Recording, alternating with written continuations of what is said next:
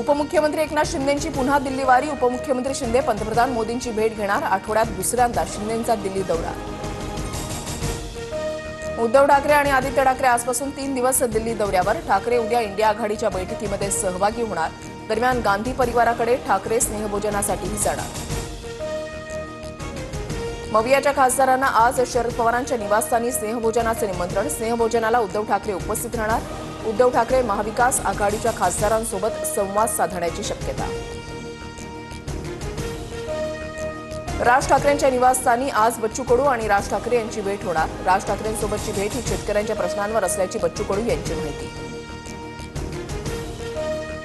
वरळी डोममध्ये मुख्यमंत्र्यांच्या भाषणादरम्यान अज्ञातांची घोषणाबाजी। खालीद का शिवाजी चित्रपटाला विरोध। तर तुमचं ऐकलंय, कार्यक्रम खराब करू नका, फडणवीसांचं आवाहन।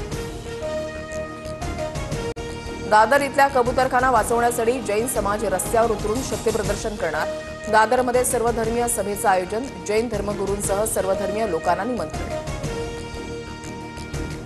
अमेरिका रशियाकडून युरेनियम, रसायनं आणि खतं खरेदी करत असल्याच्या भारताच्या दाव्यावर बोलताना ट्रम्प यांची सावध प्रतिक्रिया। मला याबद्दल माहिती नाही, माहिती घेऊन सांगतो, ट्रम्प यांची प्रतिक्रिया।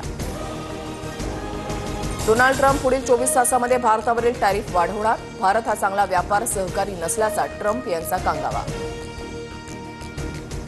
उत्तराखंडच्या उत्तर काशीमधील धरालीमध्ये ढगफुटी। काही सेकंदात घरं आणि हॉटेल ढिगाऱ्यात। 5 जणांचा मृत्यू तर 100हून अधिक नागरिक बेपत्ता।